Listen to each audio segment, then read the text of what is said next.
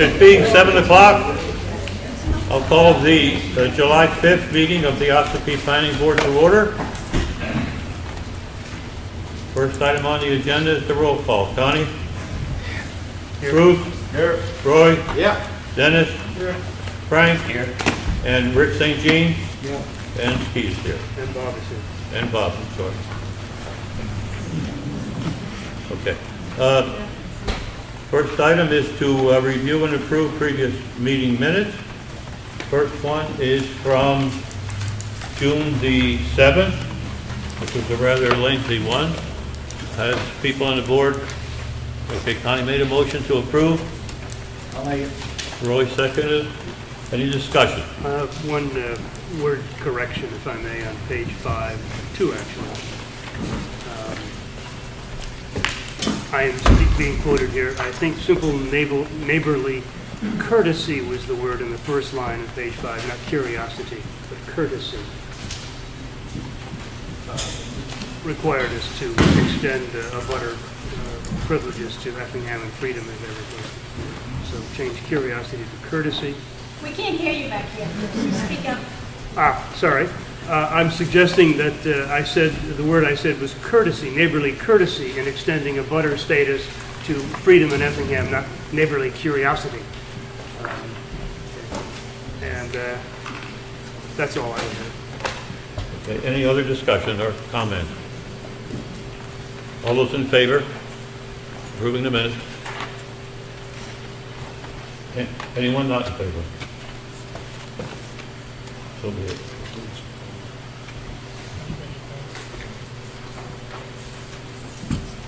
Anyone opposed? Thank you.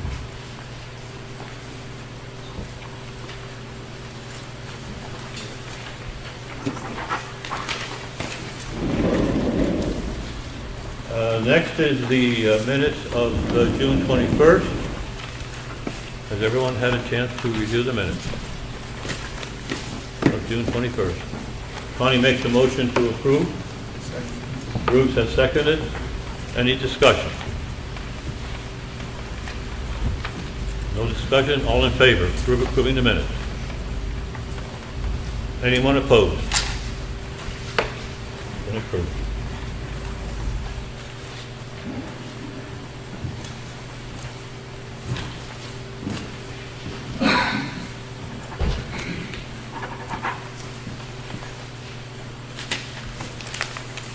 Next item on the agenda is the, under new business, proposal of outside engineer, Rick St. Jean, to present the options. Rick has passed out to the board copies of the two proposals. These are for the Westward Shores project.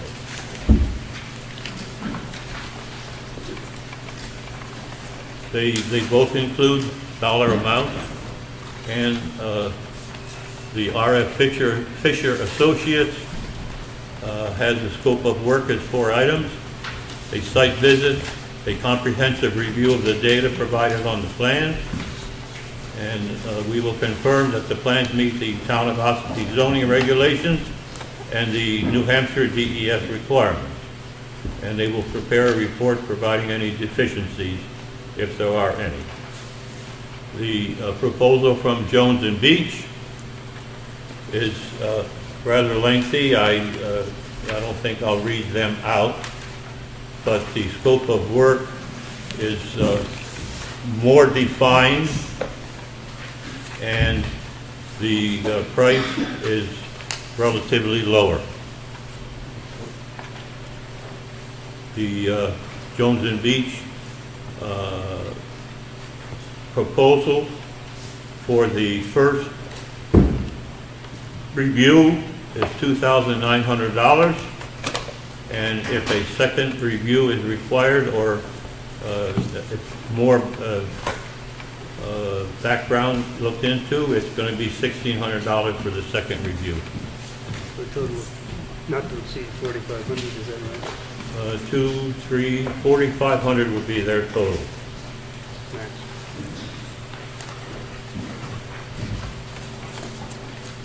The dollar amounts for the Fisher proposal would be $6,500 to review the plans and provide the report.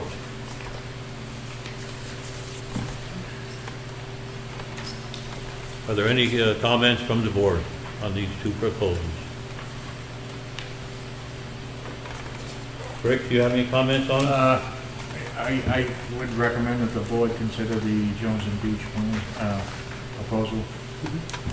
They're a pretty well-rounded firm, and they have a really good reputation, and they have the ability to react real quickly.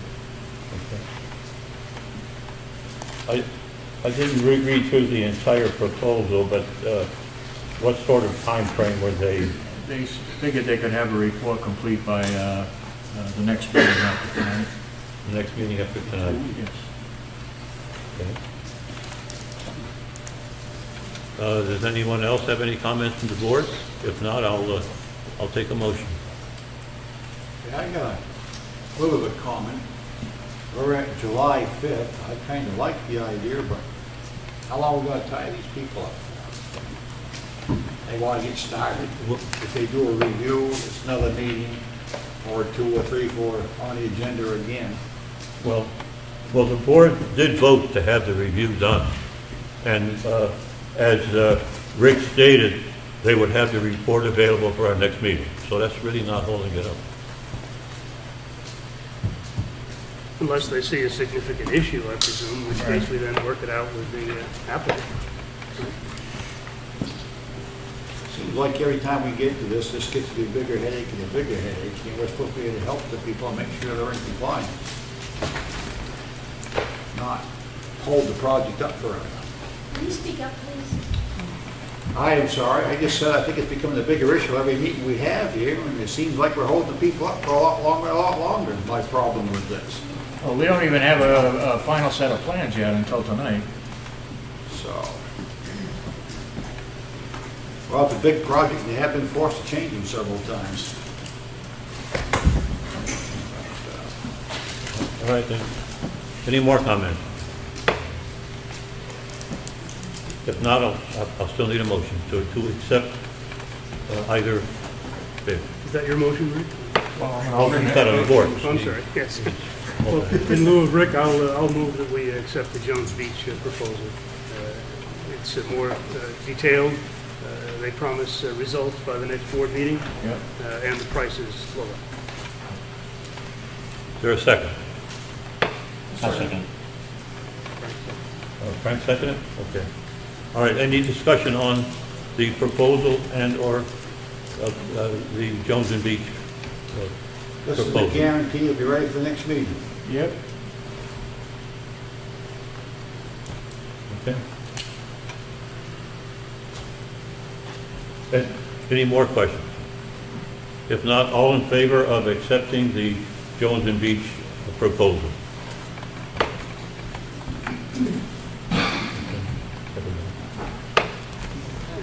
Anybody opposed? Yeah, I think I am. What was that? You opposed? I'm opposed. All right. The ayes have it. Rick, you may contact the Jones and Beach tomorrow. Is this the final set of plans, or are there any other changes in vision?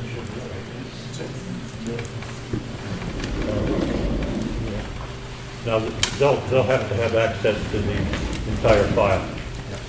So we'll probably have to have copies made so we won't disturb our file. Okay, next item on the agenda is informal discussion. Lynette Beverchu, I'm sorry, how to pronounce your name? It's fine. Yes. Would you please stand and give your presentation?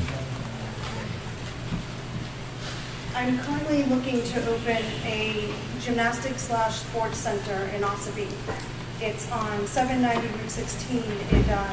Fred, I think his name is Pierre, he owns the building, which is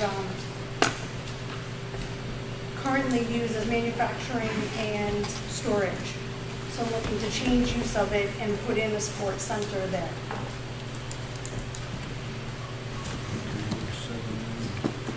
So if you're going past Hannaford's on the right, you're heading south, it's about, I'm gonna say about a quarter mile. It's a big, Just the warehouse Infinity had. no, not Lidl. It's on the left-hand I side, think so, Infinity originally, before Lidl bought out Infinity, I think they had a no, warehouse so on the left. Fred owned that building before. Now, he bought this land and built this building to put manufacturing and stuff in. So he built it, it's his original building. It's like a yellow, it sits back a little bit. On the left going down, And the left going as you're heading it's towards just way south. back. Correct. Yep. It's the same neighborhood, just the other side of the road. Yes. Approximately how many square feet is the building, and would you make any alterations to the site around the building, or is this the internal changes? So at the moment, we were looking to just do 5,000 square feet of the 10,000 square feet building, but the alterations to do all that is a little more costly than if I rent the whole building. So the only things that we would change inside is add bathrooms, because there's only 2 and I would like 4. I did talk to the fire department, and there's certain things you have to do to the outside, make sure that if someone's safe getting in, put a fire alarm system in. The outside of the building, we're not doing anything to, other than if I can do a BMX trail bike around, that might be an option too. Was trying to start small and get bigger into a sports center itself, batting cages, wiffle ball tournaments, things for kids to do. Sounds wonderful, yeah. Any other comments from the board? I don't have a problem with it personally. And she's not going to change the site plan at all? Right. Change of use, It is change of use, yes. so that requires a site plan. Minor.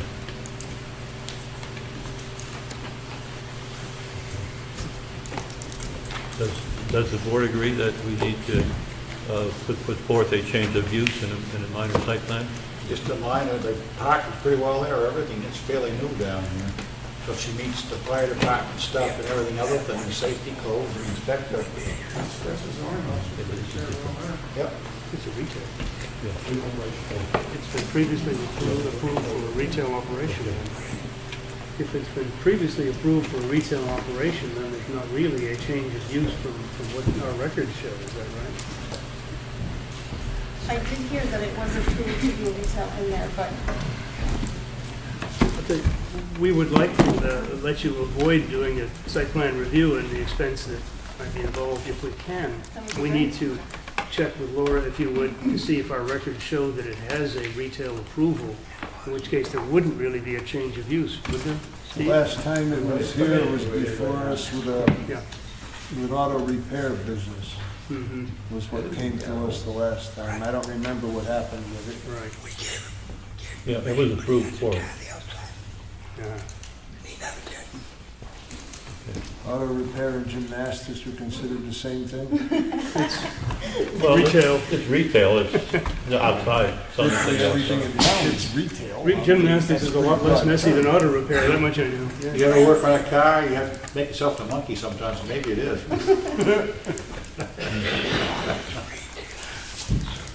Yeah. All right, I'll poll the board.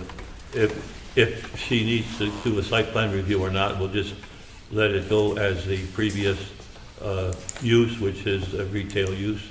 Dennis? I see no problem with doing that. Okay. Roy? I don't have a problem with it. Connie? No, I don't either, if we can verify that indeed there is an approval for retail, which means that You okay? Don't care one way or the other. Okay. All right. If you would check with Laura to make sure we have in our files that it has been approved for retail use, that would be fine. okay, Okay? thank you. Thank you. Good luck, it sounds awesome. Thank you.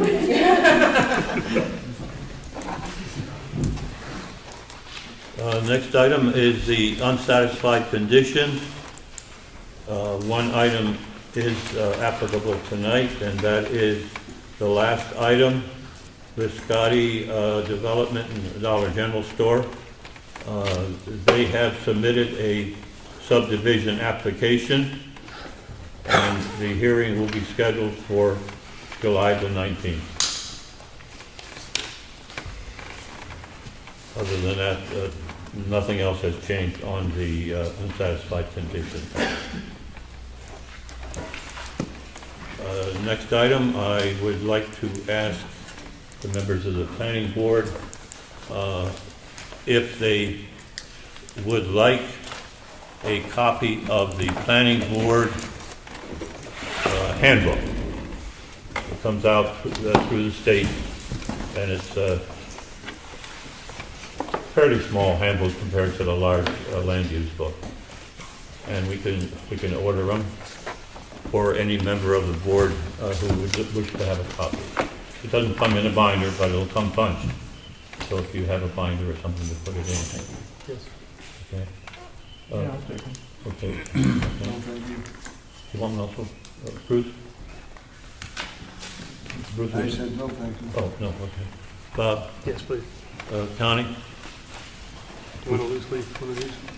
Connie also, and Bob? Roy? Roy and Dennis. And Frank? Yeah, well, Frank said yes. Steve, would you like to have a copy of it? Sure. Okay. And then Hold the bookcase down or something. Okay. All right. Next item on the agenda is old business, Westford Shores Lakeside Camping Resort, 110 Nichols Road, tax map 29, lot 1, map 23, lot 6, map 23, lot 7, 8, map 24, lot 15, 18, 19, 40, map 28, lot 5 and 6, and map 29, lot 2 and 3, map 38, lot 15, for expansion of recreational camping ground. I'll turn it over to Thank you, Mr. Chairman.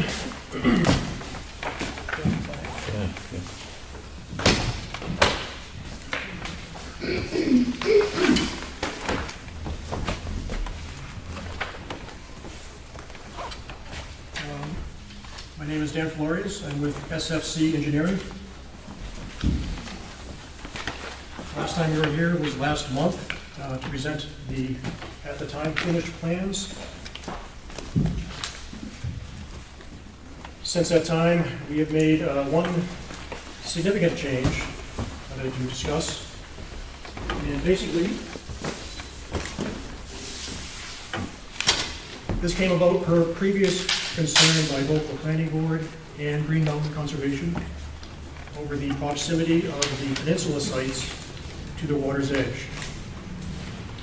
We have since moved all sites 50 feet from the water's edge where they used to be 20 feet. Could you indicate, please, where the peninsula site is that you're discussing? Well, that's it, okay. Yeah, right now I'm showing the entire peninsula. For everyone else, this is Westwood Shores proposed campground. The existing campground is here. Ossipee Lake is here. Route 16 comes up this way. The Barron River comes down this way. And the peninsula is right here. So previously we had proposed campsites up to 20 feet to the water's edge. We have received state approval from Shoreman for that location. However, we have now pulled them back. In pulling them back, we have removed 3 sites, so we now propose 15 sites on the peninsula, as shown. Essentially, this is the major change to the plan set. Since I last spoke with you, we have answered review comments from wetlands. We do not have the wetland permit yet, but we expect it soon. As part of the wetland permit, as part of addressing their comments, we have proposed a conservation easement per the request of New Hampshire Fish and Game.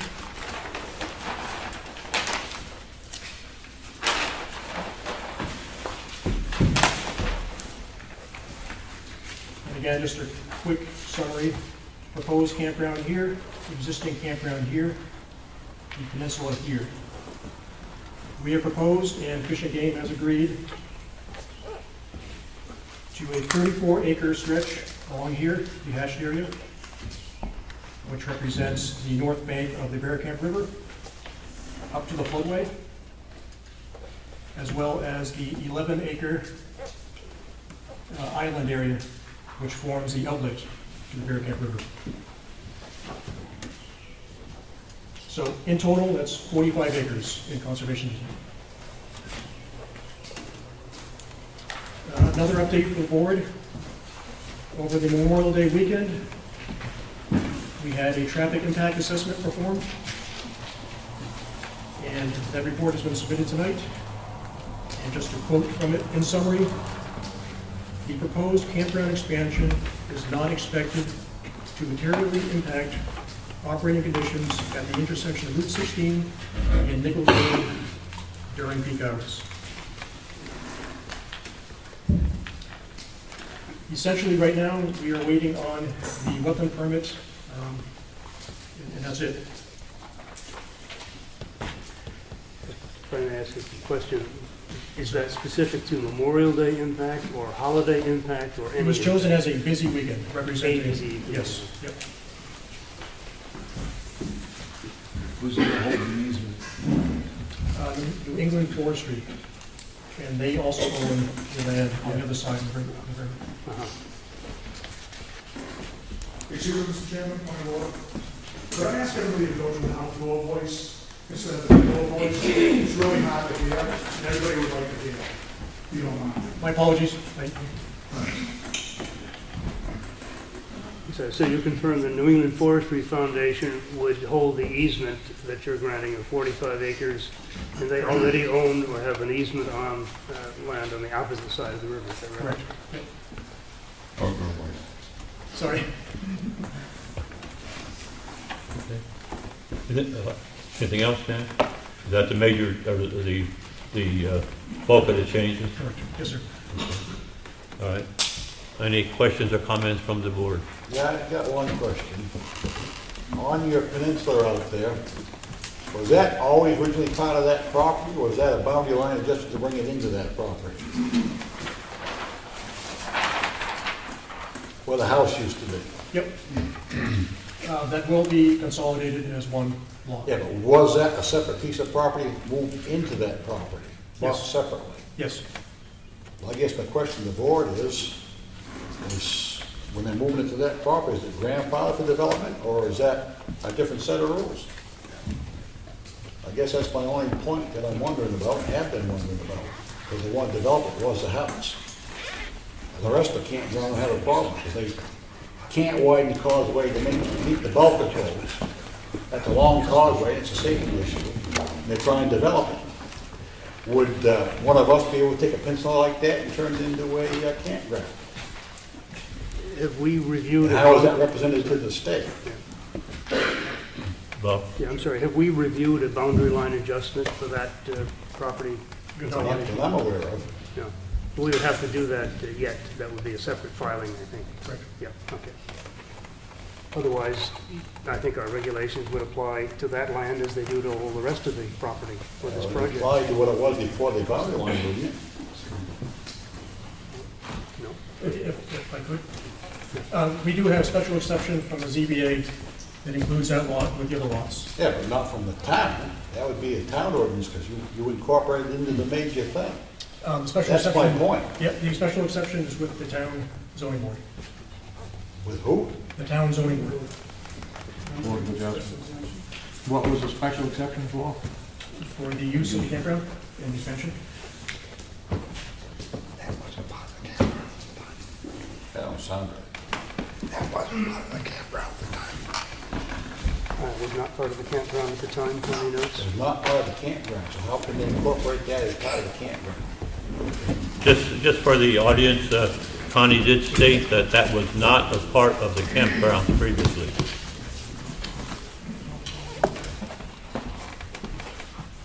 If I might, it's all part of the same zoning district. Campgrounds are allowed by special exception. our first step on this permitting process was to visit with the Zoning Board of Adjustment, and they granted a special exception for this use. It's permitted as a special exception. There were 8 or 10 lots that made up this 300 acres that we're representing to you tonight.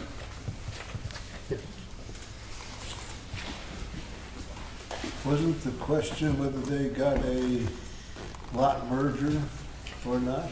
It would require, I think they've acknowledged it would require a future boundary line adjustment that we still have, you would have to submit. Is that right? Boundary line adjustments or mergers, they gotta come to us. Yes, exactly. And just for clarification, it's not a boundary line adjustment, it's a lot merger. Lot merger, right, yes. That's right, that would be reviewed by the planning board too. Yeah. That's right.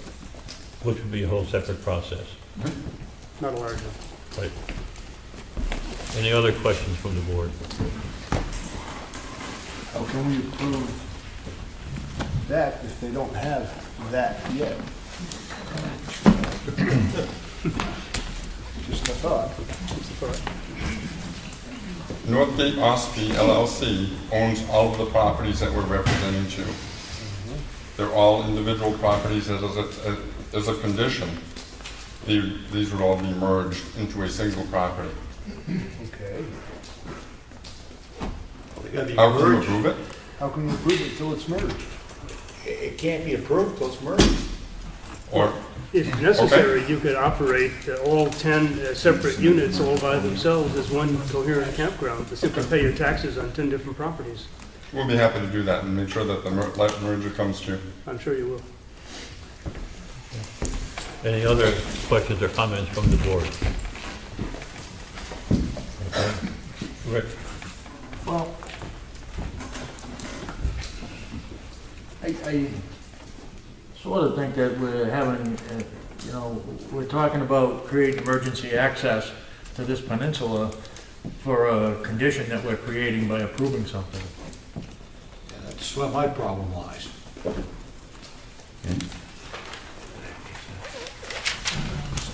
Well, basically, I don't think you'd be able to get the wetlands approval. Without the representation that it's part of this campground. I just don't think that it would be approvable. I think what they're saying, Rick, is that it is part of the campground, but they haven't merged the lots into one convenient, unified body yet. But they could operate them separately as all part of the same campground, because they own them. Except that you have to go by the setbacks Yes. for each lot. Well, So which would be more convenient? To do the lot merger? And then not worry about having to worry about setbacks? Yeah, the intent is to merge the lots. Okay. Prior to final approval? We're still responsible for safety, right? Yes. That's my point. I don't meet bulk code. That's 24-foot minimum width of your road, plus your shoulders. That's a long ways out there. That's not a little short lane they want to go. That's quite a distance they want to go there. You got people going back and forth, people walking, and bicycles and vehicles. Well, that's a safety issue in my mind. Well, the fire chief has approved the I know what he's widening approved. of the... I disagree with the fire chief's what I'm trying to tell you. And it's up to us to decide whether it's safe or not. Somebody gets hit in that road, gets killed, and we approve that, you're gonna feel good about that later. Because somebody's speeding. I mean, if they put speed bumps, I suppose, every 10 feet apart, maybe it might work, but it ain't gonna work good otherwise. Because you know people aren't gonna slow down. Not much of an opportunity to speed in the campground. Well, according to the rules of the campground, there's a 5 mile per hour speed limit. And how many On people all pay the attention roads. to that? Well, Well, how do you control them in associations, private associations around town? It's basically the same thing. Yeah, they don't pay attention to those speed limits either. No, I they work don't. in a lot of them, that's what my issue is here. That's a narrow piece of road, it's a safety issue, somebody kid get hurt. There's somebody's gonna get sued over that. all right, I'll hope hold up on public comments for a minute till we get through with the board, please? Yeah, That's the only issue I have with the whole campground, is that one place. I believe they went to the ZBA for a variance on the width of that road, is that correct? Yes. The ZBA granted it to them. Yes, sir. And the fire, Yes, with the widening of certain areas. we're putting laybys in. Yeah. so Over disapproves, that makes an I'm issue for this satisfied with board. that. And they sent it to to DES so as not to infringe further on the wetlands. Is that correct? Correct. Okay. Any other comments from the board? It's a narrower road with a wider shoulder is the way it ended up, is it not? Right. Yes. All right, I'll open it up to the public. Are there any comments or questions from the public? Yes, sir. State your name, please, and Yeah, stand. Henry Spencer, I'm here as a citizen, but I am a selectman in Effingham, and I just wanted to thank the board for extending an invitation for our comments. And I would like to say, Ossipee's got a professional planning board, zoning board, fire chief, and selectmen, conservation commission. I highly commend having a second person look at the plan, having a second organization look at the plans. But I sit over in Effingham. I do worry about the economic value of the lake being affected by this, but I do feel that the boards that you have in town are sufficient to ensure the safety of the lake and everything else. The one overall concern I really have is just about the increased possibility of spreading a milfoil, but that's a conservation issue, and I'm sure that your Conservation Commission is looking at that. But I primarily wanted to say that, I believe that Ossipee's going to do a good job on this. Listening to the conversation, the boards have all been doing what they're meant to do. And I just wanted to thank you for extending the invitation, because we are downstream of the effect of this.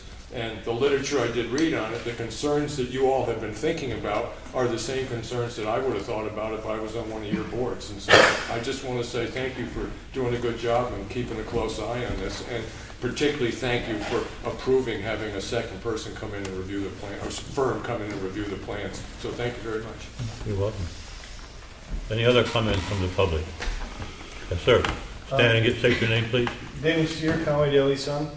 I was just wondering if somebody could remind me how many lots there are, what the nature of the lots are. Dan. Yes. The campsites, you mean? Right. Yep.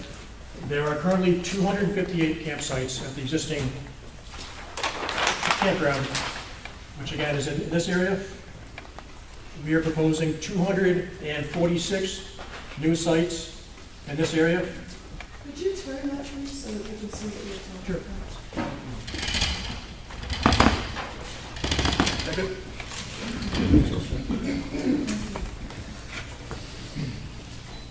So 258 sites exist in this existing campground. 246 sites are proposed in the Pond Road areas. In the peninsula, we are proposing 15 sites. And they are for camping, what can you just describe it? Yeah, RVs. RVs.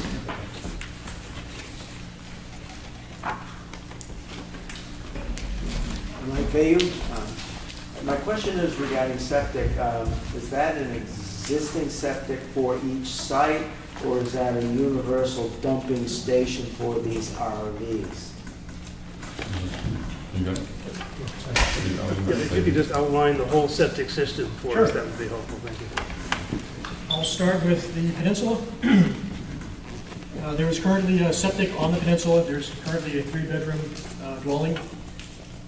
We are moving the septic to a new leach field over here, which is approximately 1,000 feet from Ossipee Lake's little cove here.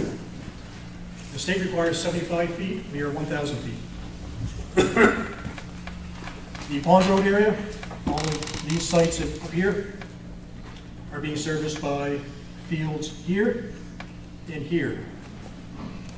These are 3,000 feet approximately from Ossipee Lake. This is serviced by collection systems with septic tanks and pump chambers that will collect it and pump it up to this field and this field. Likewise, this peninsula area is pumped to that area. Where's the old campgrounds? The existing campground has systems at various locations. Here, here, here. You won't connect the systems. The old campsites will remain as they are, and Yes. you'll just put new ones in for the new campsite. Correct. Yep. And each site has its own port for Yes. waste, is that right? Each site has a pipe in the ground that goes to a common septic tank and then pumps it to the leach field.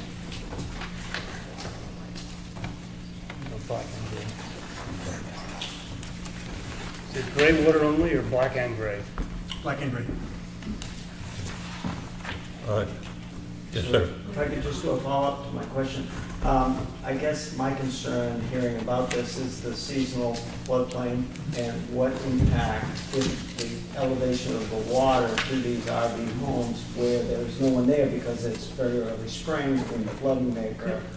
What type of procedure do you have in place to ensure that the lake is not polluted or the aquifer? It's a good question. Per local regulation, as well as FEMA, the system is made watertight, and the connection can be capped at the end of the season, such that if there is any raising water, it will not get into the system.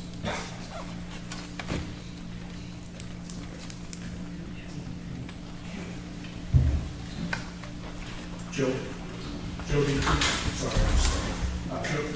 Joe Deacon.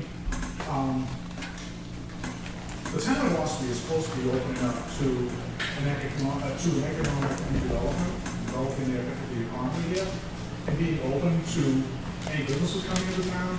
I've sat through a few of these meetings, and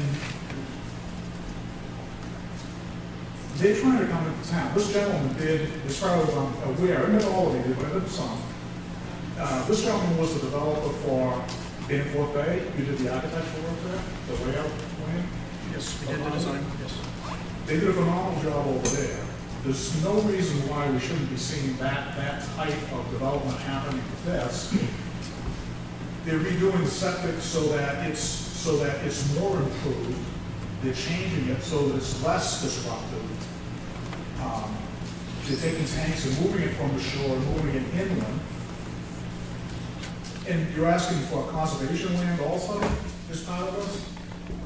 We are not, no. You're offering conservation? They're offering it. State asked for it. Conservation Commission asked for it. Okay. So if there's a give and take, I mean, it seems like they're giving.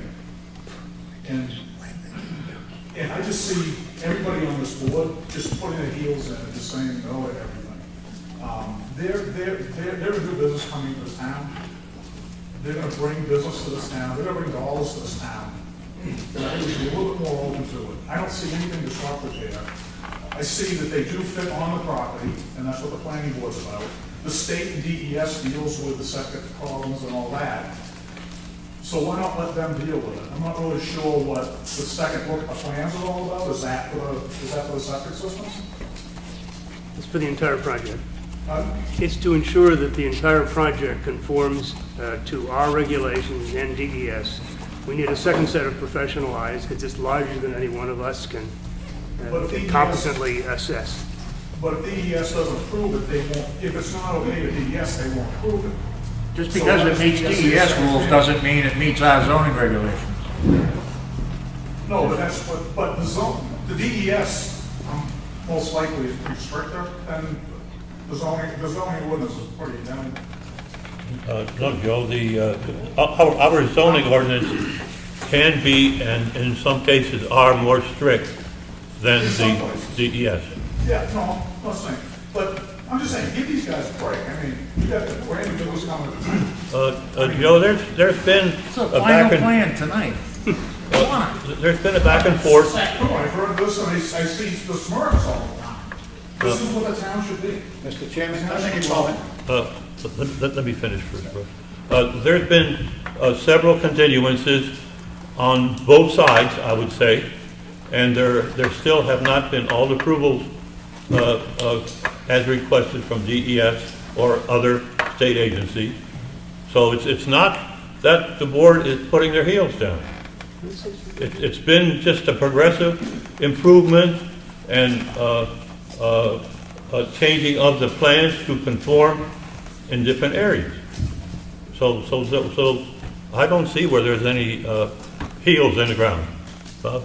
Yeah, let me reinforce that, Joe. Nobody has said no to anything here. We're proceeding cautiously to make sure that our own regulations, that is the town's regulations, are complied with here. We're waiting to see what DES has to say about this project.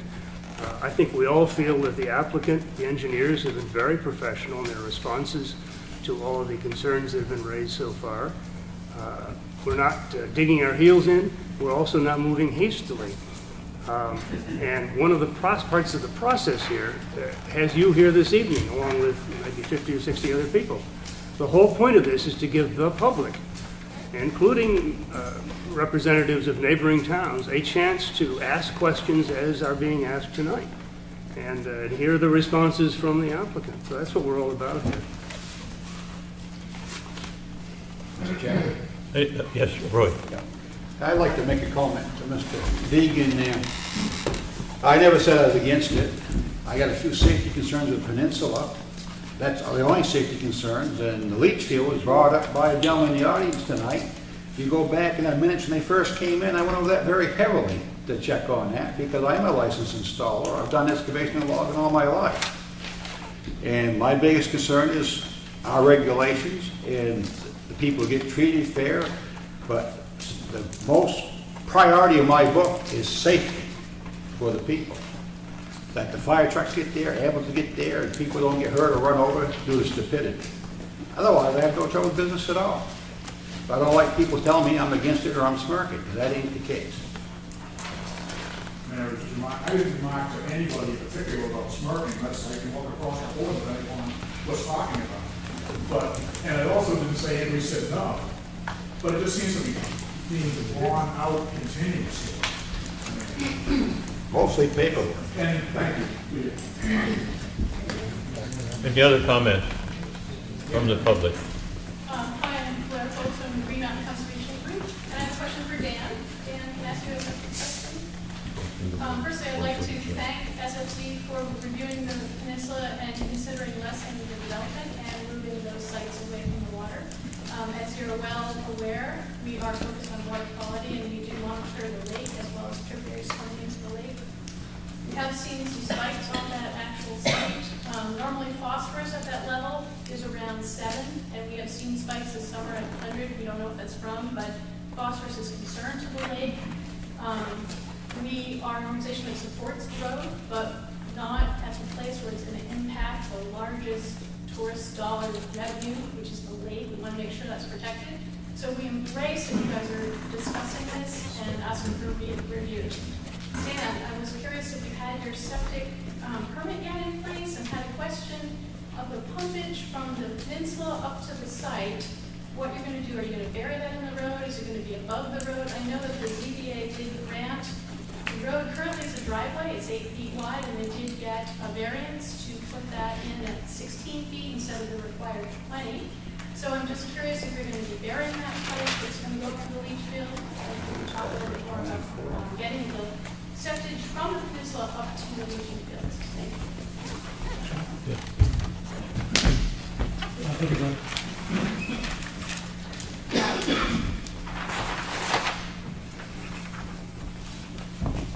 We are proposing 15 sites. To service those 15 sites, we have 2 septic tanks. The first septic tank, primary septic, flows to a second with a pump station. That pumps it in a force main, which will be buried in the road.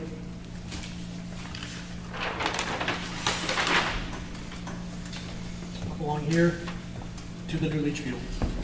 So to answer your question specifically, the force main is buried, yes. Do you have the approvals yet? She asked that. Sorry. We do not have approvals yet. We have not submitted for approvals yet. Approvals from DES for the septic. not us. Okay, yes. Danny Fishbein.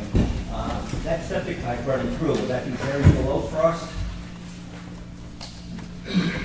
It will not. It's a seasonal use. You're gonna use it in the wintertime, for wintertime camping? The whole area will be closed? The peninsula is not for winter camping.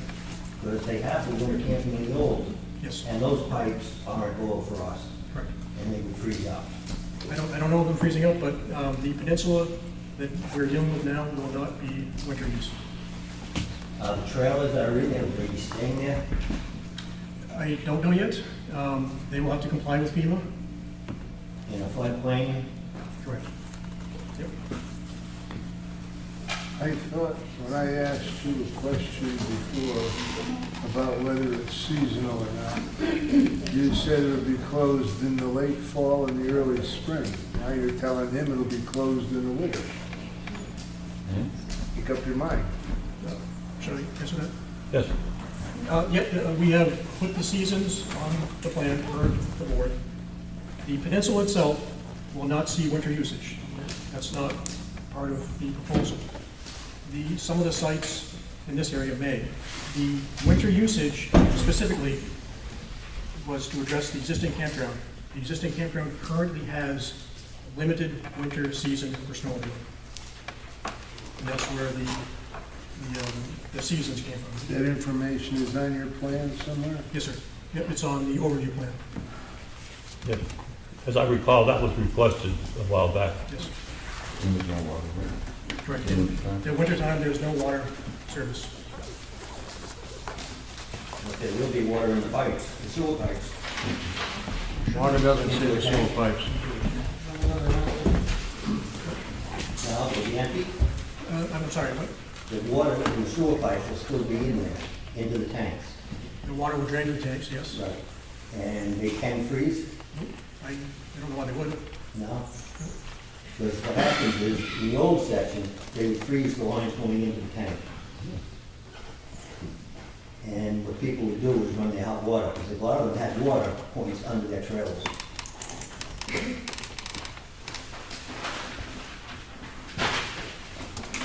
But anything more, Dan, on that question?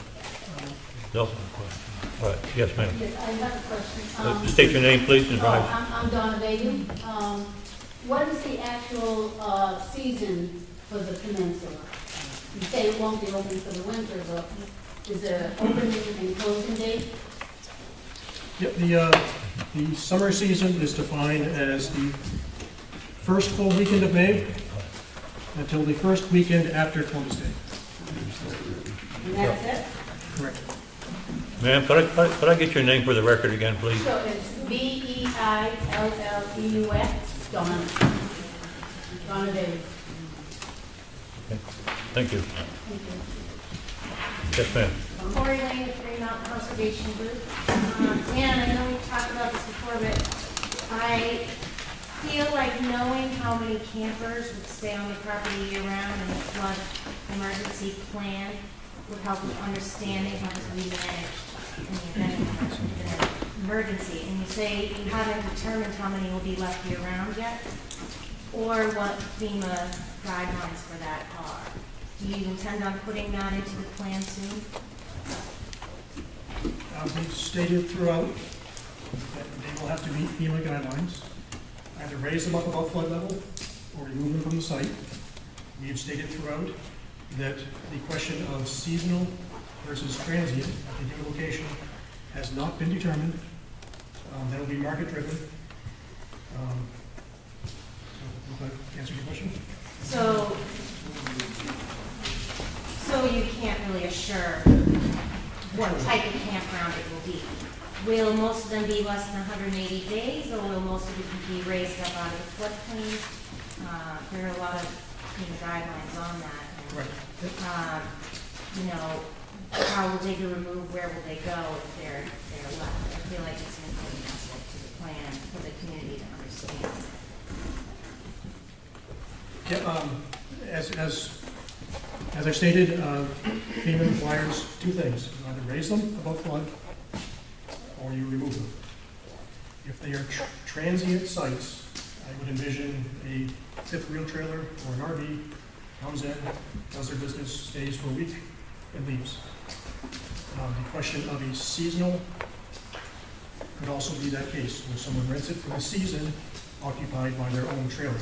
You bring it in, you bring it out. I don't have clarification on the percentage of transient versus seasonal at the new location. Does that answer your question? I mean, I'm hoping to have it included in the plan for an assurance to the community how this will be handled. So if he doesn't have an answer, then I can. But how can you make that determination if it's not even open? Excuse me. And you don't know. I'm sorry, Julie Rosiak, Ossipee. How can you get clarified figures if it's not even open yet? You don't know how many people are going to be drawn to the new campground, and you don't know if there's going to be more seasonals, or if they're just going to be here for the weekend, or it's impossible to get that number until. Well, it's She's not supposed to be answering the other one's question. All right. Yes. Sam Martin, Ossipee. I have a question. Are we discussing just the peninsula now? Are you just here about the peninsula? Are they just here about the peninsula? No, Are about we the whole discussing plan. the whole thing? Yes, but the peninsula was the change that they made on the plan. I just was curious. Thank you. Okay. Yes. Susan Paul, addressing your agreement and concern is when there's a 50-year flood or a 25-year flood or a 100-year flood, those campers need to be moved safely. And that happens immediately. That Bear Camp River floods quickly and fast. It floods like that, and it comes up pretty rapidly and fast. So where will you put those trailers? Where is the higher ground that you will safely move those to? Dan, would you explain the site that you have for the campers once they are moved? Sure. Well, either one, yeah.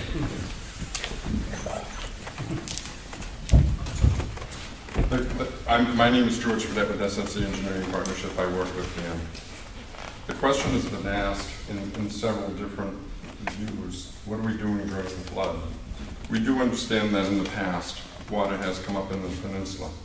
We do understand that those trailers need to be protected trailers, RVs, and the owner is waiting to just see the site, understand the site conditions.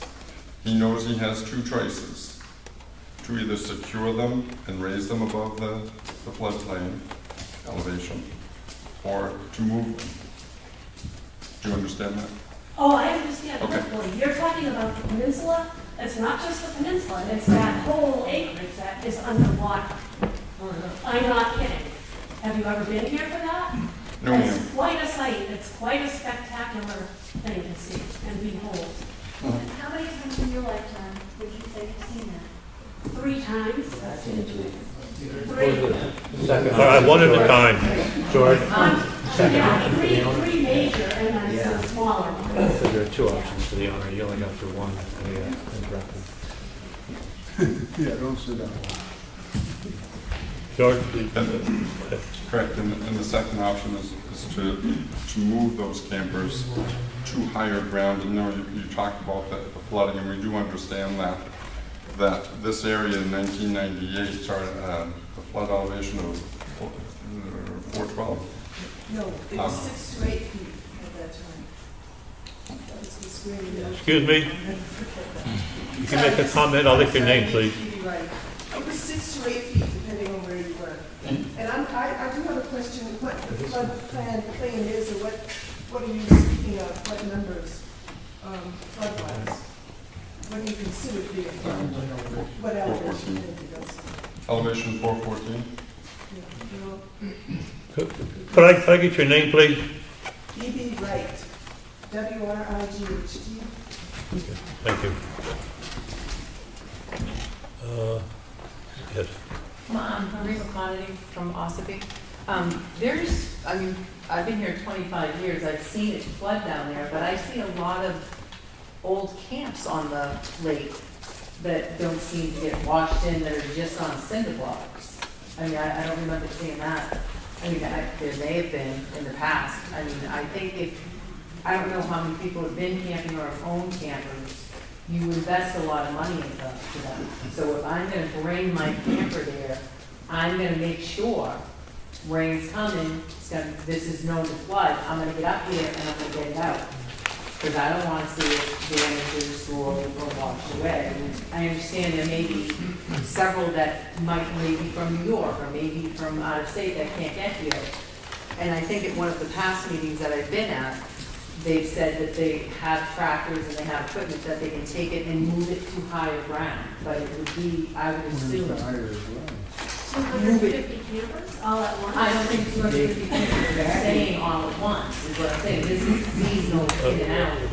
I mean, I'm sure they would do the same thing that Danforth Bay does, or Would you Totem please Pole. not address another person, please? Oh, sorry, Danforth Bay or Totem Pole, or any of the other campgrounds that are on the lake.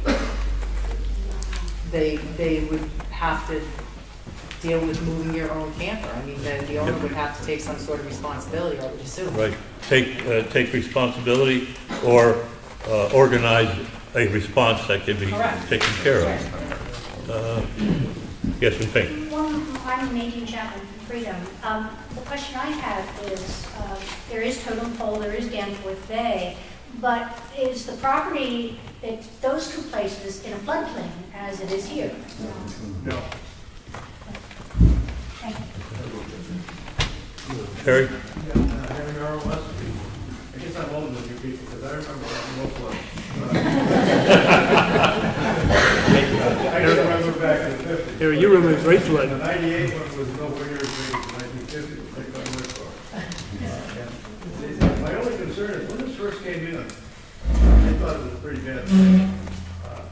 Since that time, they've worked on it, and they brought it down. I think they've got a good plan. I don't have any problem with the plan. The only problem that I really have at the moment is the peninsula. Because that floods, and it's going to flood not just every few years, but even more than that. Now, my brother-in-law used to have a house on that peninsula. And if you look at the inside of that house, you'll see the water, my high water mark, probably almost up to my knees. So it does flood, and I guess you can get some things out there, but I think you should be aware of that. Also, historically, I think the worst flood has been in June. And you're going to open in May. So, but I think you've got, I don't have a problem other than that thing there. I think you'd be much better off, now you've heard me say this before, turning that peninsula in an area for canoes and kayaks and that type of thing, keep the folks off. Yes, sir. I guess my big concern is, you know, you have the vision when you're doing a project like this to make sure you take care of all the concerns. To me, putting a trailer up or an RV up because the flood's coming doesn't do a lot to take it from the logs and the ice and the jams that are coming. When you're trying to remove stuff, when you have a thaw in the spring and all of a sudden you've got a flood on the rivers and major downpours, which we've had before, you know, there needs to be a plan to get everything out that is not the higher ground, to higher ground. I would not rely upon someone who's living down south, no offense to them, but to come up and get their responsibility off the floodplain. See, are you going to, you know, winter maintain that road so that in the winter when you need to get these out, is that going to be able to take place in a orderly fashion and where are you going to put them? So I guess, I don't know whether you're worried about 15 sites in the floodplain or 515 sites in the floodplain. And I guess what I'm hearing tonight is you don't know whether they're going to be, you know, 2-week campers, which are going to be gone, or you're going to have that seasonal person permanently attached, which is removable, to a system that's going to get uplifted and moved because you can't get there fast enough. As one lady said, the rivers come up very quickly. So I guess I would like to see everything totally resolved before you move forward. You have a comment, Joe? That's right. I agree with them. We'd like to have it totally resolved. Sure, a plan. Okay. Bill McKay. I own some property on the Bear Camp, right along Route 16, probably the first bend there that you're showing the map. Right.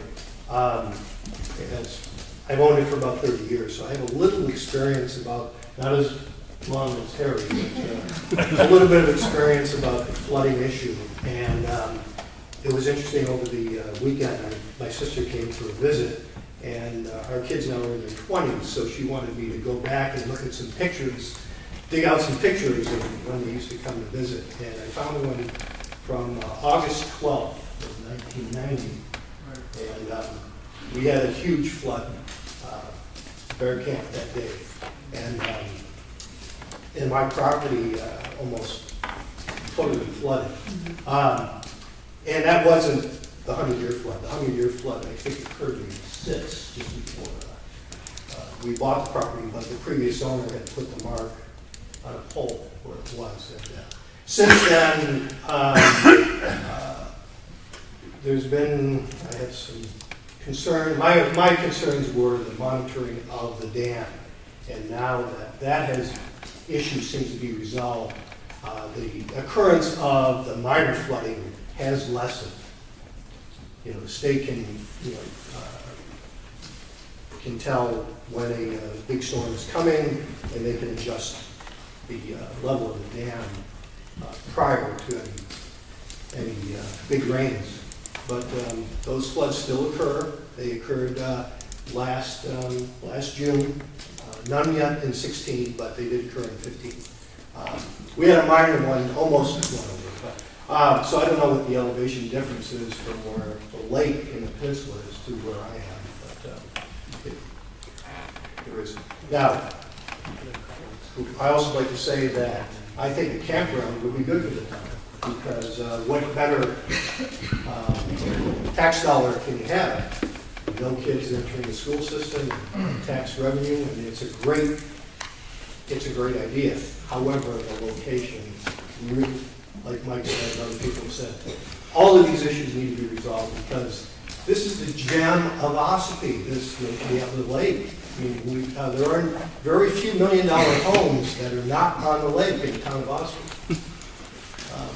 And we need to protect not only my property, but all those other properties that impact the whole town.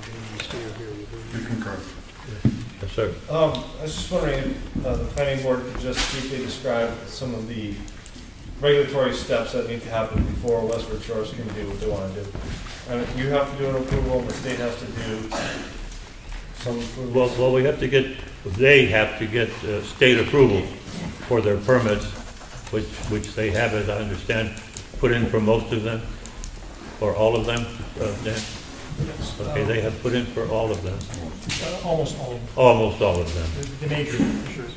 Okay. So we need to see the approvals in writing from the appropriate agencies. And those have to do with wetlands and septic. Yes.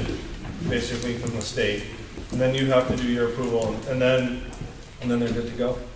Yeah, well, We need then the assessment that we are going to hire out to make sure that we haven't missed anything in terms of compliance with our own regulations and the zoning ordinance. This is to help the zoning officer, who is up to his neck in other things to do.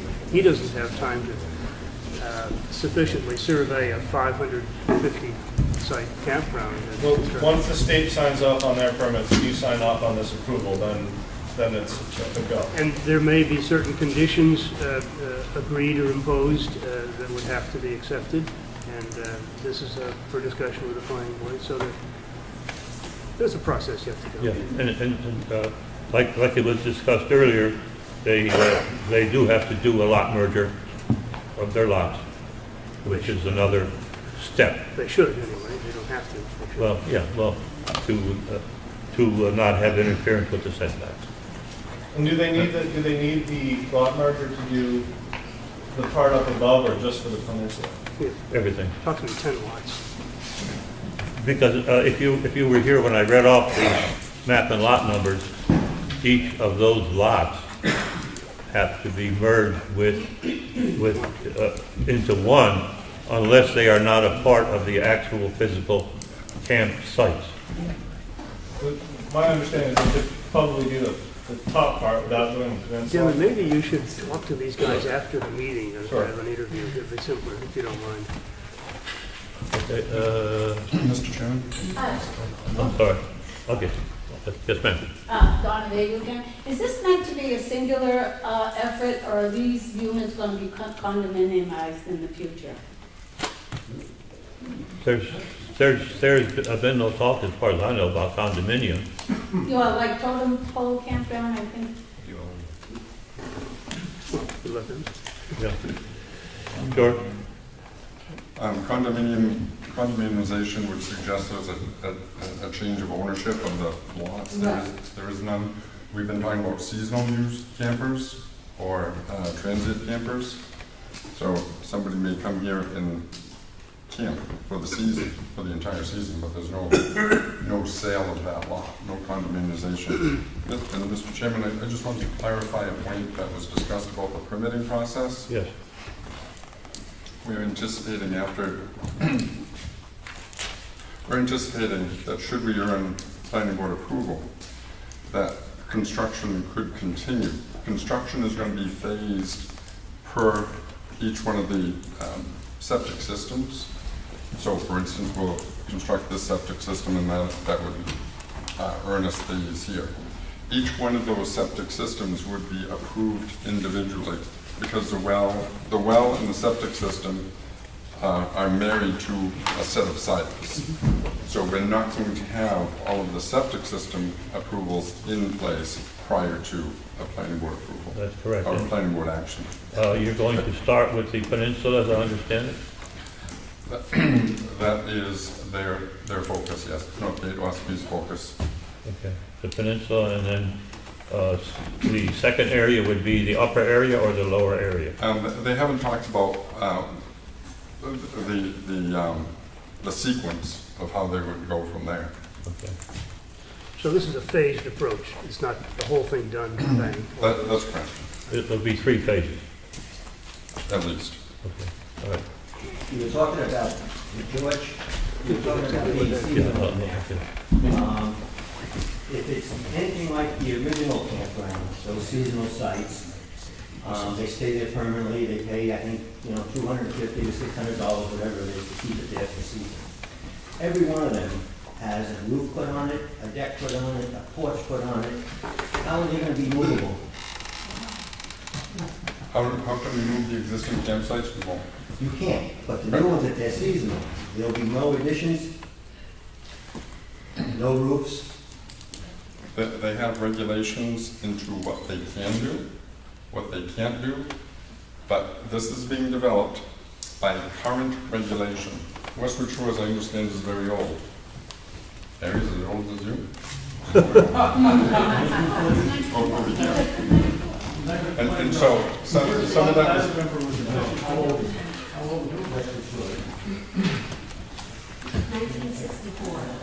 Please. 1964. Westwood Shores, I think, became a campground in 1960. All right. One at a time, please. I didn't mean to distract the conversation, but it's old and perhaps developed prior to regulation, perhaps prior to a planning board being here. Yes. This is going to be conforming to current regulations, FEMA regulations, ES regulations, and the town We were regulations. allowed the roofs to be on trailers that are seasonal. There are others who have not had a chance to speak. Yes. I'll follow up on that question at the next meeting. Okay. Who else was? I saw some hands right here. Yes, sir.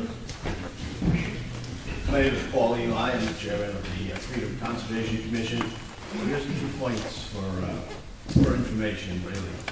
One is that Green Mountain has been sampling the lake and the bays and the ponds for the past 14 years or so on a monthly basis. And we were out there again today. Spent 5 hours out there taking 5 different samples from 5 different lakes and ponds. If you look at the DES specs, they classify lakes by trophic states. And right now, Ossipee Lake is sitting at a 7.5.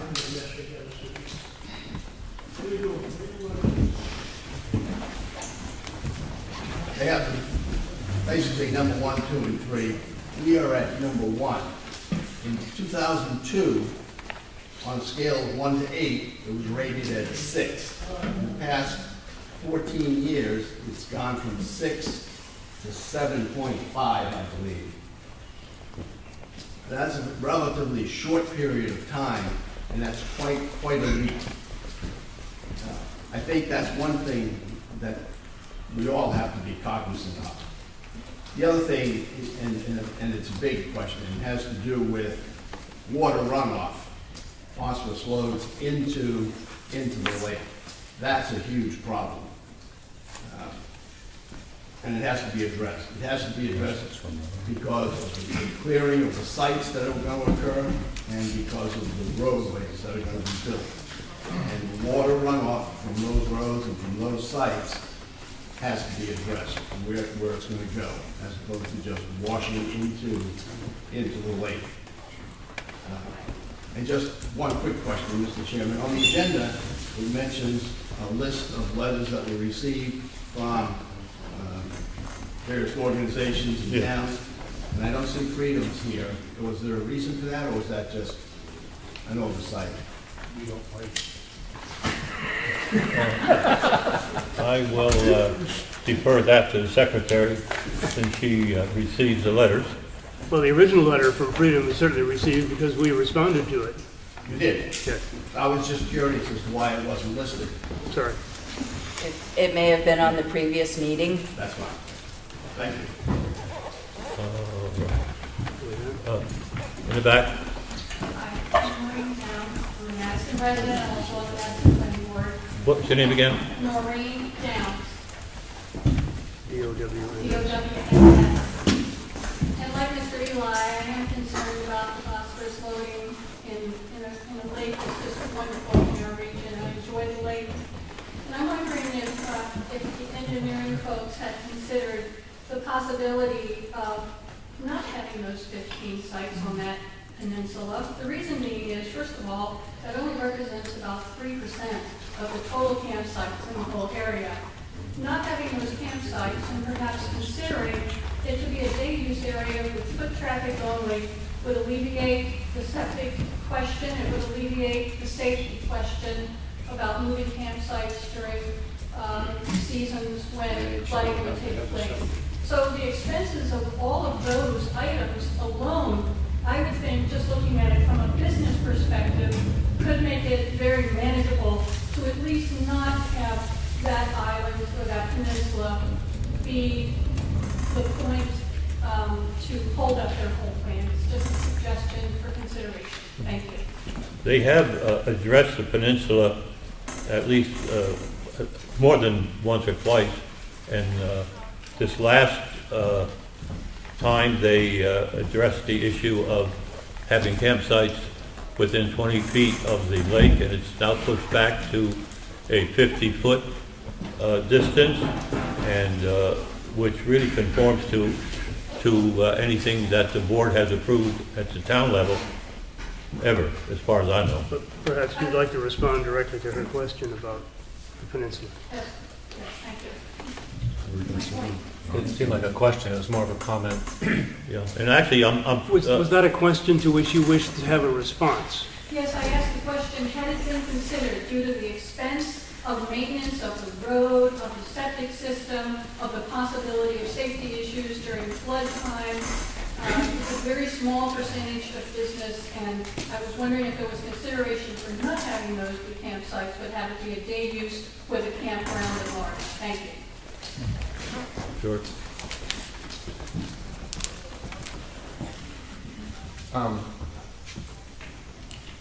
Quite to the contrary of not using it for camping. This is a focal point of Northgate Ossipee's development. They see these as being premier sites. Our job as engineers is to make sure that it's done environmentally correctly.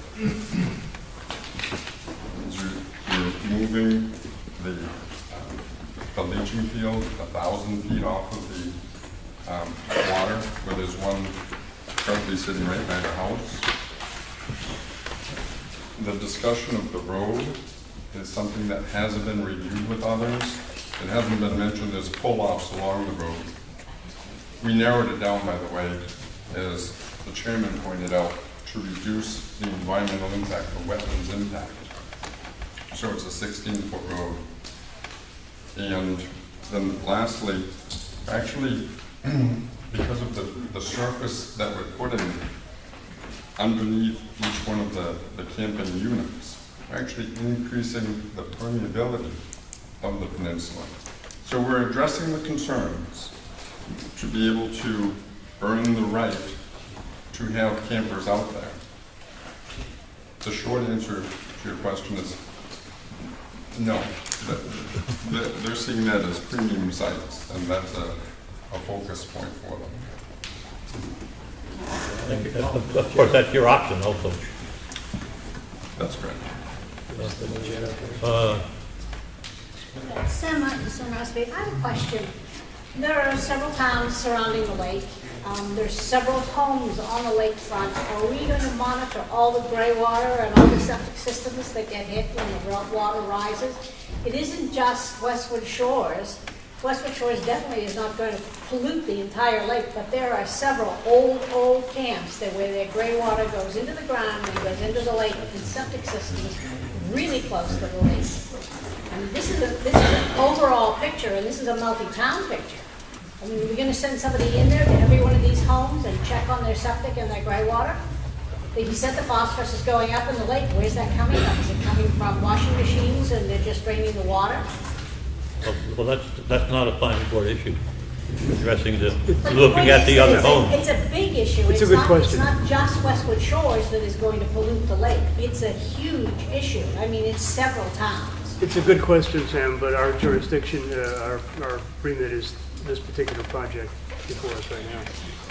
And they are addressing concerns as they come up or as they have been come up in the past. They have addressed it with the septic systems and the wetlands areas. So they are moving forward on that, different items. Someone else, yes. Karen Payne from downstream in Effingham. And so my concern, speaking of the dam and the Danforth project that they did their best to do a great job on, is something that I'm sure that Westward is aware of, which is the milfoil. And I believe, maybe their company has some figures on that, and maybe Green Mountain does, but I believe that after the Danforth project, the milfoil levels skyrocketed, and I'm just concerned as a taxpayer downstream. Noreen said you love the lake. I'm married to somebody who grew up on the lake, and sorry to say it, but we don't love the lake, and we don't recreate there anymore because there are a lot of cleaner lakes in the area, so not to insult anybody from Ossipee, but your lake's not our favorite lake anymore. I am excited to see the economic growth for the area, so if this could be done, really well done, so that the lake doesn't lose any more of its economic value, that would be awesome. But I'm also wondering if that milfoil level skyrockets and comes through the dam, and we end up now having extra responsibility to take care of it downstream. I hope that the economic advantage for them doesn't become an economic disadvantage. And is that something that we can even ask you to consider, or is that just our luck being downstream? In the Westward Shores rules, camping rules, they do mention, and there is a specific paragraph about milfoil and about lake pollution, and they ask their campers to check their boat and or trailer to avoid bringing in milfoil, and they sign an agreement to that effect. Who signs it? The campers. The campers do. So, and there is someone on site. I don't know how closely they will monitor boats going in the water at the marina. But I don't feel better about it. I happen to be in the same camp as, ask people to sign paper that they're going to check their own boats. I don't trust that, even well-intentioned. But to have somebody monitoring it, that's, paying more than $7.50 an hour because they won't take the job seriously in that case. That I would feel better about. there is a program. I believe it relies a lot on volunteers, but at sites where the boats do go into the water, to be checked.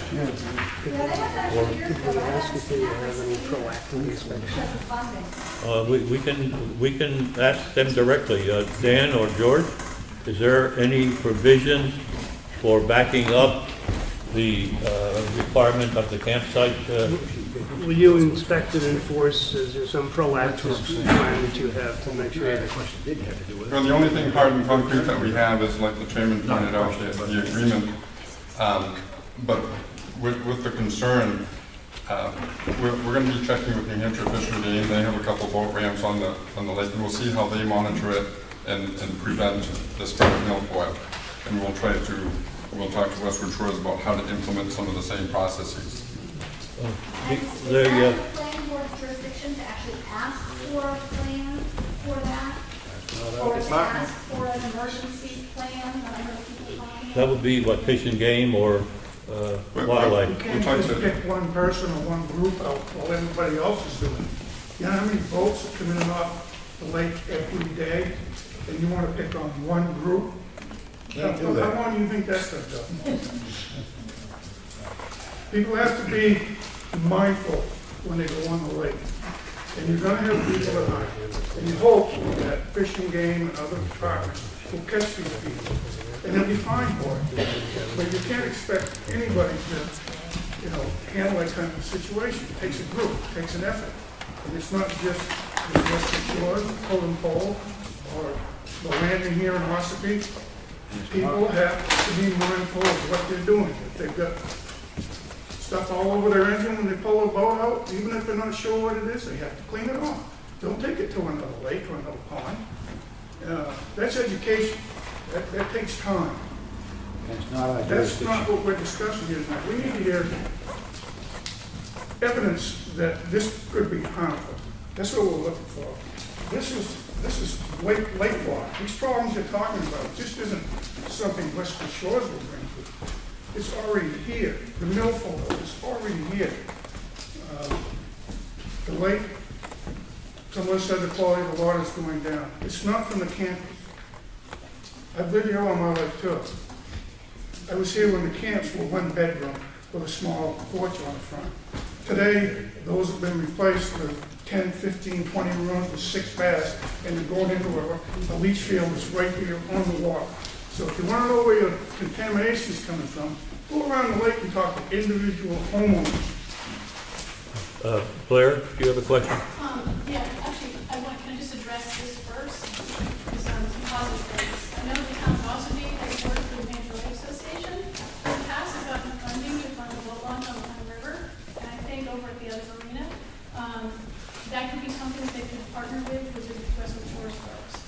It's a very positive program. It has to be matched with the town. So that's not Fish and Game, it's the New Hampshire Lake Association, and your Conservation Commission and Rec Department have funded that, and we partnered with them in the past. The other thing I wanted to answer quickly was about the septage. I think Sam Martin mentioned this was an issue, and Green Mountain Conservation Group just sent out 1,100-piece mailing to every owner of a home on Ossipee Lake to find out about septic, to do pilot like what's going on in the shoreland with old septics, how often they're pumped, and we're putting together a survey that will be available by the end of summer. But my 4 questions while you're working with this next engineering firm, just to get a second opinion. George and Dan, I'm sorry, I'm going back to the peninsula, my sweet and favorite little spot. So I have 4 questions not questions, but things to bring up when you're looking at that site. That is the most fragile part of this development. I'm not even looking at all the other flood issues. I'm hoping that the state is really looking at that.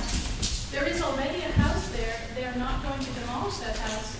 The business owners are still going to rent it. They're still going to get revenue from that house that's there. So I don't see this any kind of hardship for them to just give up those 15 extra sites. I'm really grateful that there's been new consideration to move them back, the 50 feet, which is the Shoreland Act. I know that George has mentioned, they could be raised. They cannot be raised. If they're raised, they come under different guidelines under the Shoreline Protection Act. And so when I talk to DES, they're like, if those are raised, they're no longer considered temporary structures. And that's what I was told. So if you please to check with DES folks on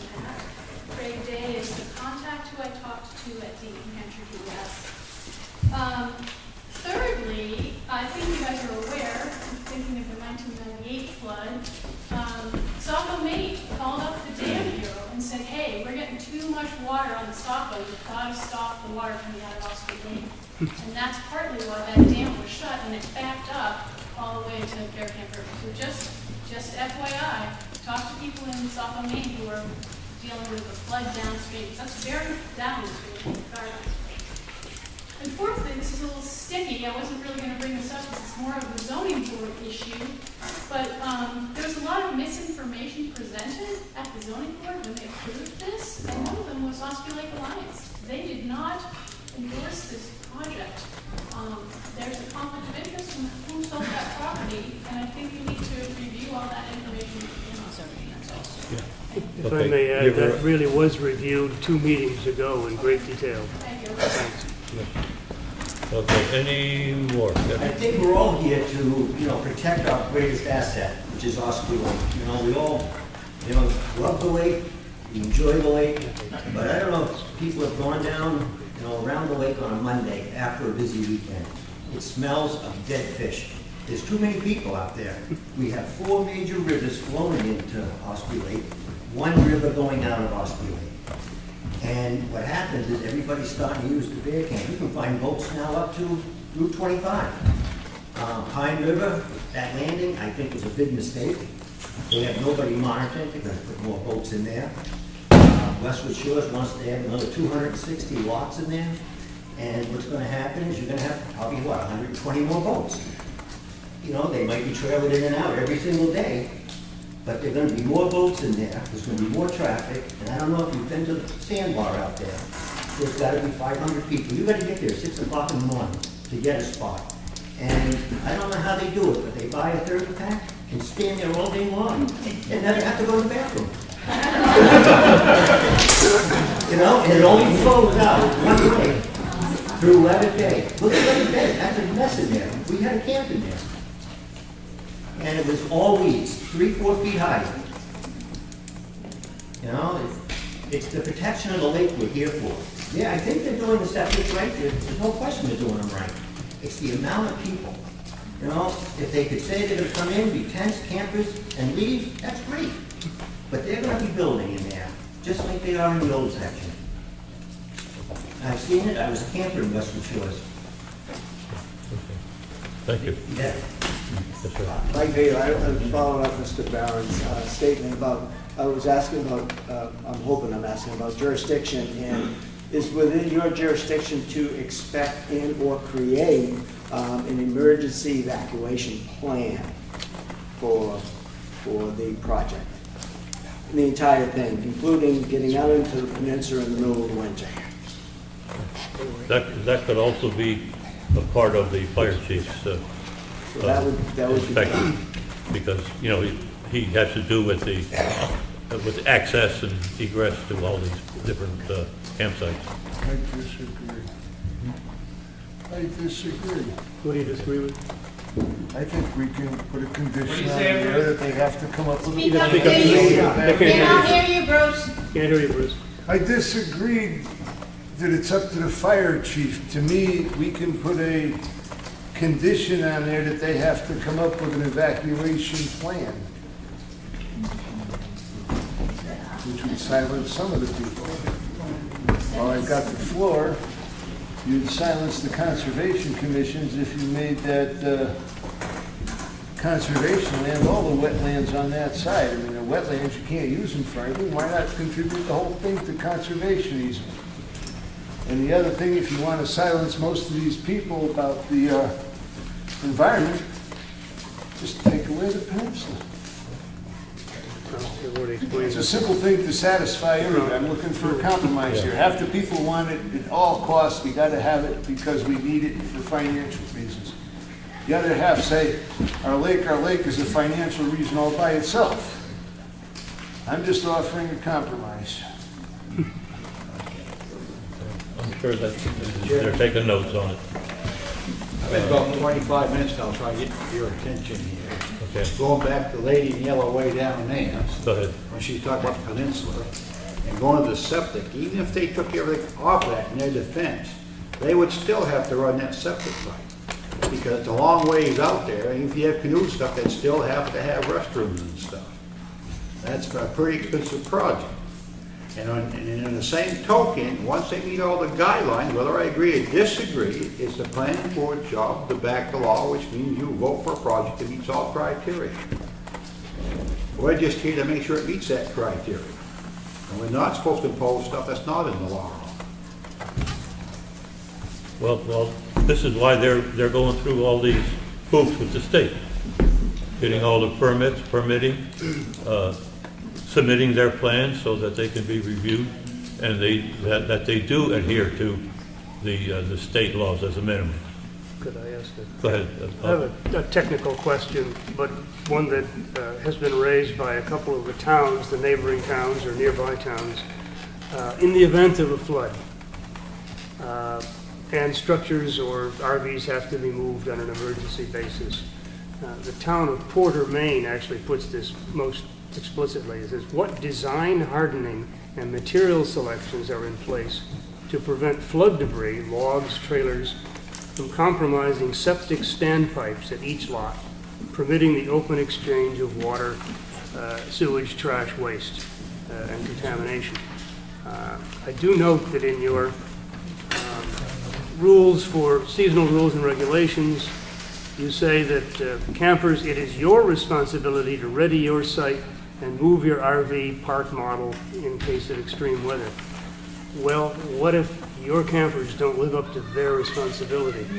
How do you make sure those standpipes are sealed and the septic tanks are capped with durable materials?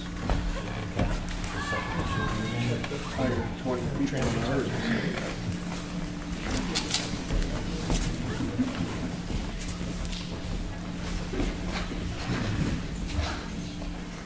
We're designing a system that each one of the sewer outlets can be capped with a twist-on cap. Ossipee, Northgate Ossipee is going to be managing a campground where they demand of the campers to seal it up when they're leaving for the season, or in the case of a transient, when they leave. So that cap is twist-on, secure, so that there's no intermingling with floodwaters. I think your question now is, well, if we design it and they manage it, what happens if people don't do it? Sir, I have nothing to say except extraordinary care on the part of management to be witnessing this, to implore the campers to take care of the environment that they are camping in, and be double checking after people leave. Perhaps this could be part of your emergency response plan, which we would love to see. How you make sure in a hasty move that these things get capped. And, you know, it may take 4 or 5 people running around looking at each one, but something like that. Thank you. In the event of a... yes, sir. I'm wondering about planning board's authority to look at a property and say, you have so much conflict between houses, between cottages, the houses that was there. If you look at Westwood Shores right now, and I know we keep saying, well, that's the old one. I can't help but think on that one piece of property, the peninsula is going to look an awful lot like the old one. And if I had a piece of property with one house on it, and I wanted to make it a campsite, and put park model campers so that they're only 20 feet apart, or maybe even 40 feet apart, pretty sure you'd say no. There's no way you can do that. Now I'm wondering why, because they bought this piece of property and they already have a campsite, they should be able to say, we can go with a much thicker population density than there is there now. You want to respond?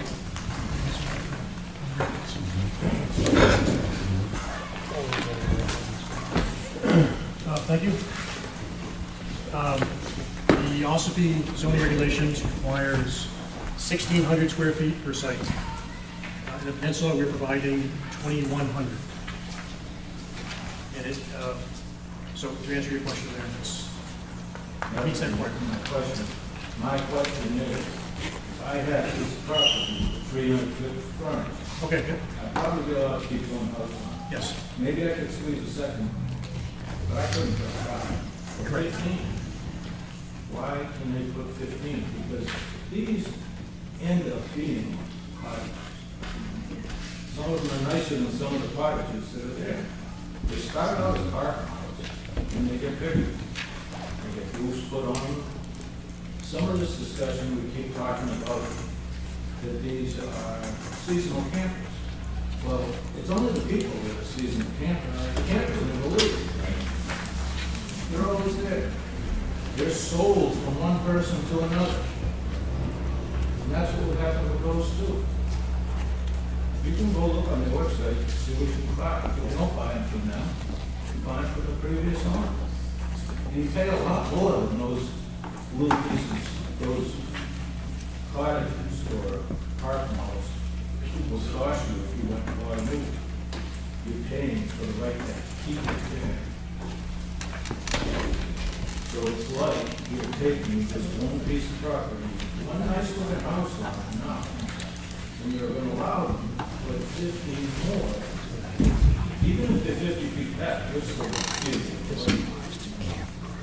I'm just wondering if that's something we're supposed to look at also. Well, the state has different criteria as far as campgrounds as opposed to structural living quarters.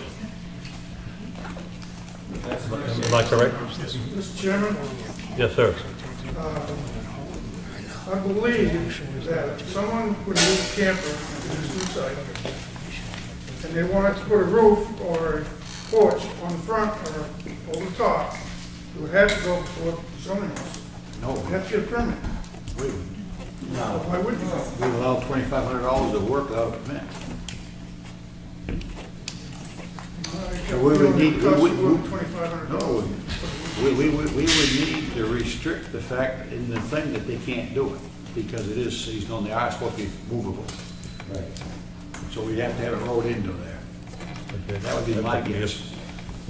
That could be a footnote. That should be a footnote. We perhaps need a clearer, at least, a clearer definition than I have in my own head of what exactly the development will consist of on the peninsula, and what it will not consist of.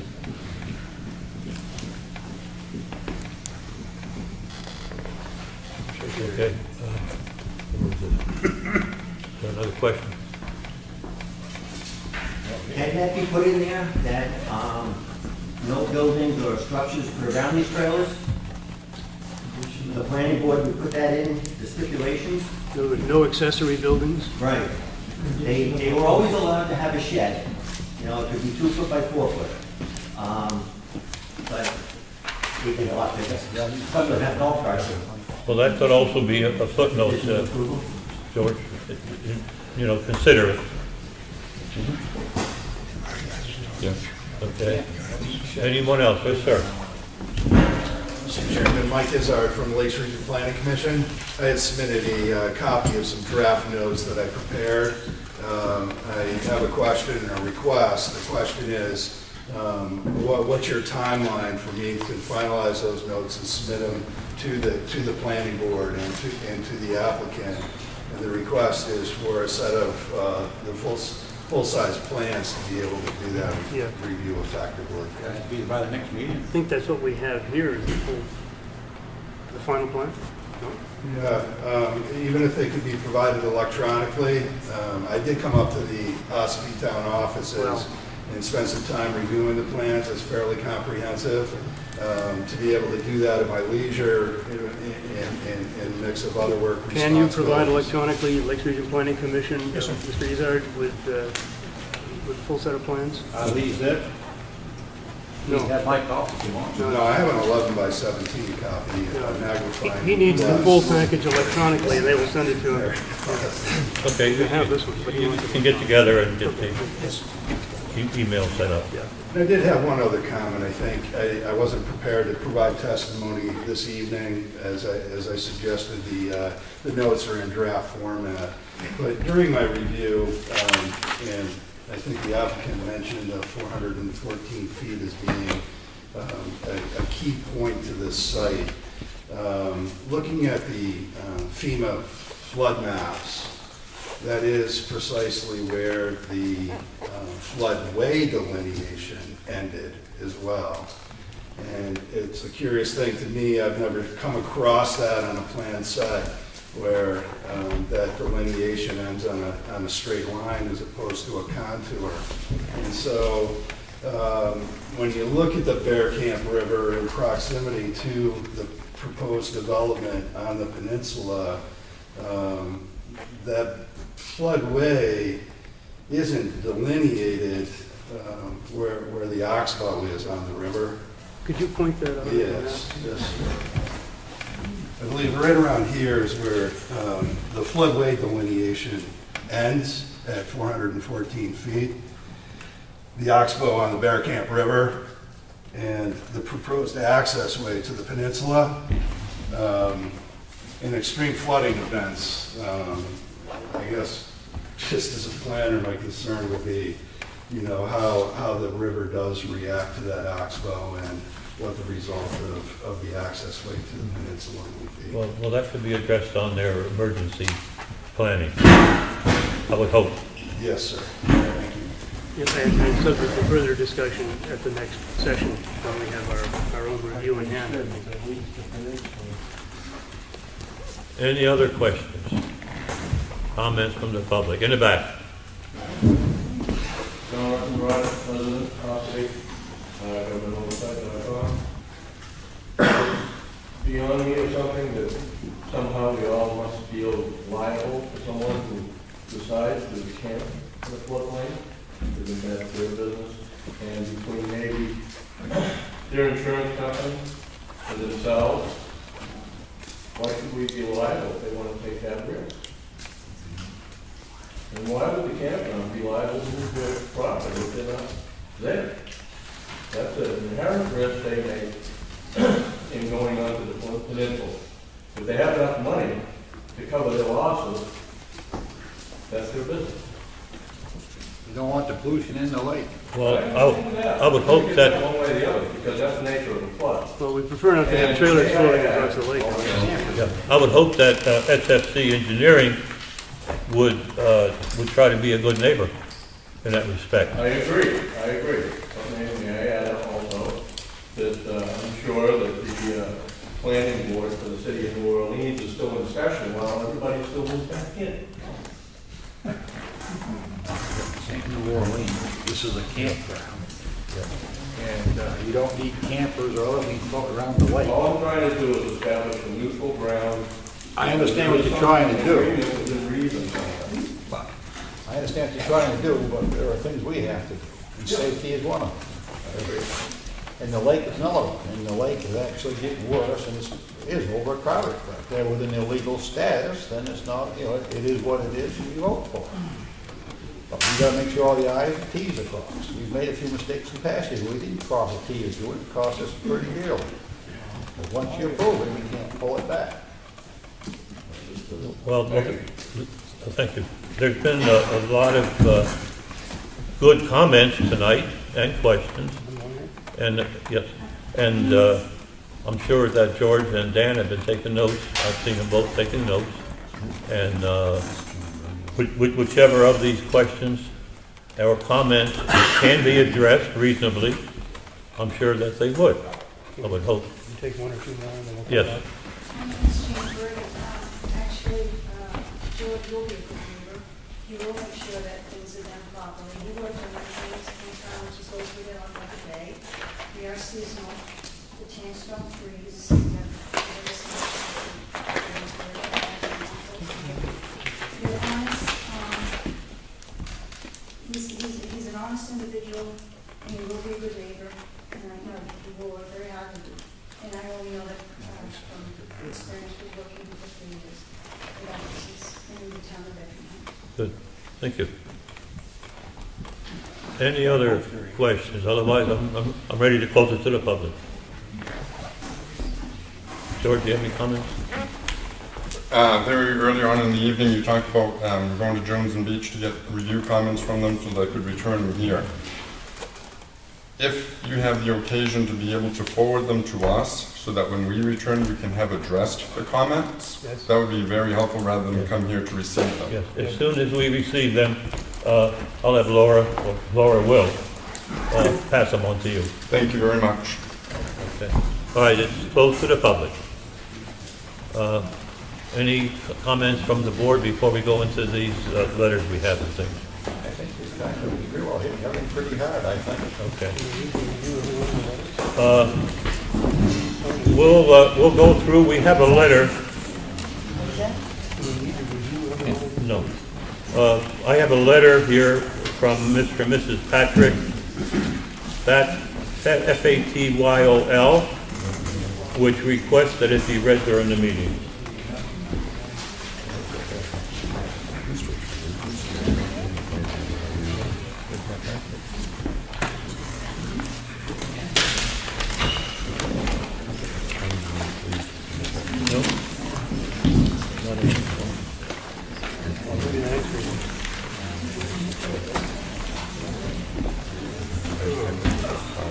We do have letters from New Hampshire DES, a letter of a water quality report, and the town of Effingham response to a potential regional impact. The town of Porter has responded. Lake Region Planning Commission has responded. And SFC Engineering has responded to the letters that we have received. And we do have letters available if you would like to stop by the planning board office. You would be glad, we would be glad to have these copies for you. And the planning board office hours are? Tuesday, 3 till 9. 3 till 8, I'm sorry. Wednesday, 3 till 8. And Thursday, 9 to 12. 9 to 1. Adding hours every time, that's great. Excuse me, Mr. Chairman, can I present our letters to you that I didn't hand to you? There's one copy for each person. Thank you. There's supposed to be a letter from the Conservation Commission. It's stuck in the mail? Pardon me? It's stuck in the mail. Talking to the chair. Conservation Commission voted on writing a letter saying we'd like to see that whole parcel with wetlands be made conservation land. It was supposed to be sent to the planning board. It was supposed to be sent to them.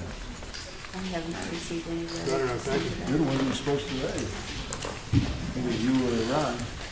That was not determined. I have no letters. It's always somebody else's fault.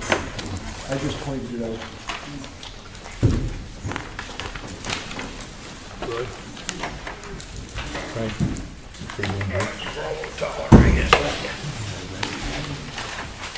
And you're supposed to be a writer? Yeah.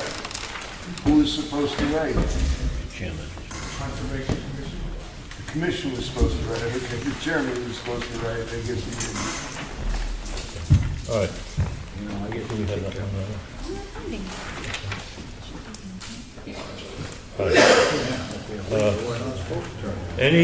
Any of these letters that anyone would wish to have a copy of, they can call the secretary, and I'm sure she can email them to them. So if you have any requests, you can call her and give her your email address and what you request, and we'll be happy to submit them to you.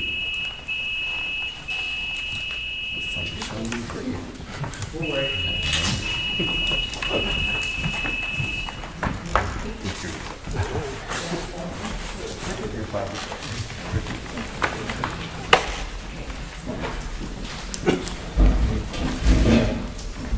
right. We will read out the letter at our next meeting.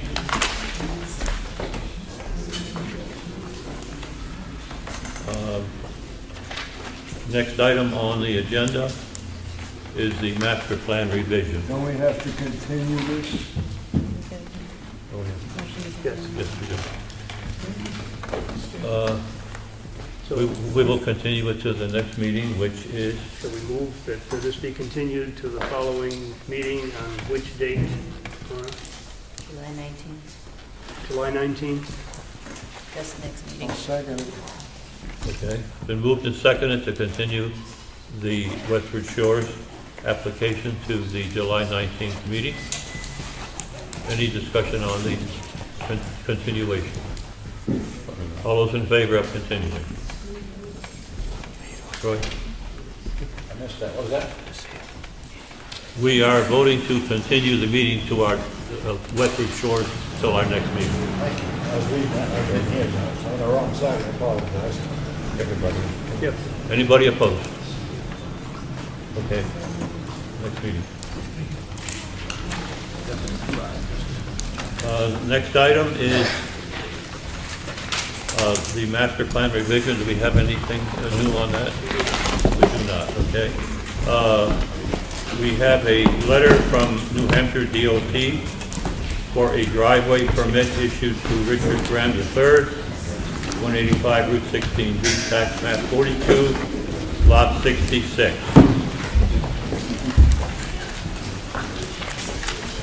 That was just for information only.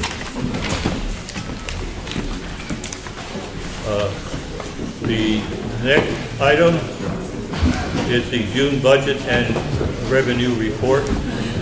And I believe that we are going to start the process of budget in August. We'll just table that until August.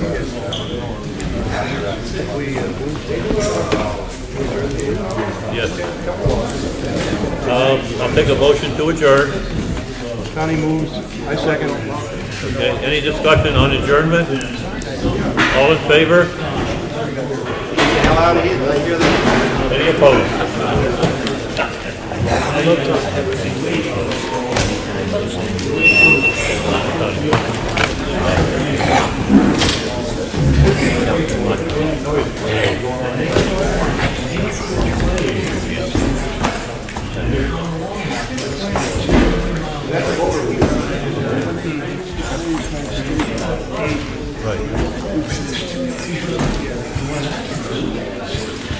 Right.